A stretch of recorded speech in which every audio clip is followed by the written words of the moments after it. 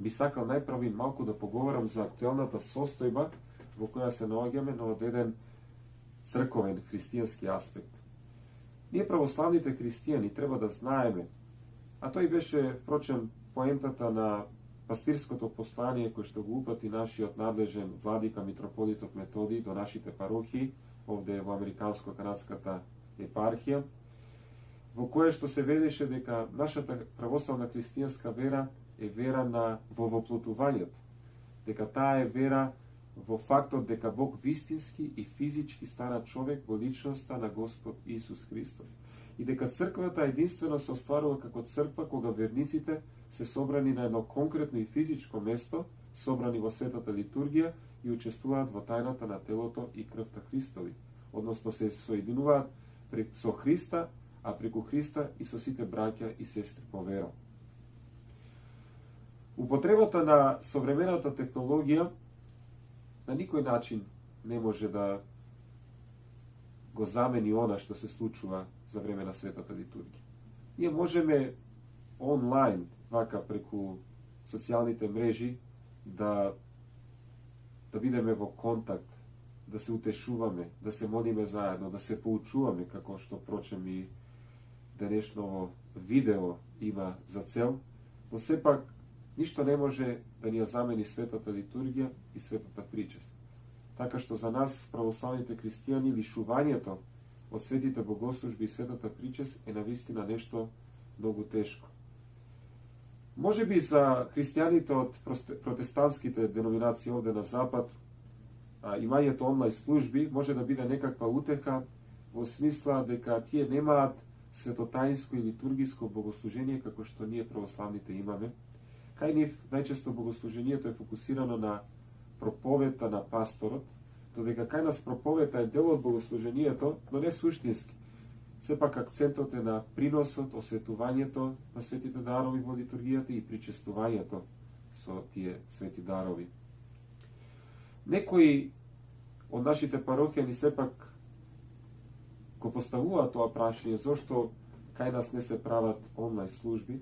Веднаш треба да повториме дека имањето на приватни литургии, односно литургија служена само од страна на свештениците и само мал број на верници, например пејачите или членовите на хорот, тоа само по себе станува безсмислено, затоа што смислата на литургијата е да ги собере сите во едно. Затоа имањето на таква литургија која што ќе се пренесува онлайн станува безсмислено. Може би некоја друга служба која што не би било литургија би можело да се пренесува преку социјалните мрежи. Но сепак тука има еден друг момент кој што еден православен владика го укажува на својата паства кога вели дека ние како христијани не треба во оваа ситуација да се обидуваме психолошки да ја надминеме ситуацијата. Односно да се обидеме лишувањето од богослужбите, да го насочиме во обраќање кон себе си, во согледување на својот живот и евентуално негово поправање. Затоа што ние се наоѓаме во една духовна криза, а кризата, самиот збор доаѓа од кризис, во оригинал, кој што понаше би се превело како суд. Значи, кризата е на ситуација во која човекот треба да донесе една одлука, односно да се обиде во дадената ситуација да ја препознае Божјата волја. Односно, што е тоа што треба да се случи на наш личен план и на наш колективен план. Што е тоа што треба да го извлечеме како лекција од ова што ни се случува. Затоа што црквата знае за многу вакви катастрофи во минатото, за уште пострашни пандемии, земјотреси, војни, гладови, потреси, и секогаш во овие природни и неприродни катастрофи црквата поучувала дека причината е секогаш гревот на човек. И затоа оваа атмосфера треба да не насочи нас кон согледување на нашата грешност и практикување на покајанието, кое што значи преумување, односно свесност за таа грешност и промена на начинот на нашето живење. Ете, ние се наоѓаме во периодот на Великиот пост, и Великиот пост е времето кога ние усрдно го задлабочуваме нашиот духовен живот преку постот, молитвата, покајанието.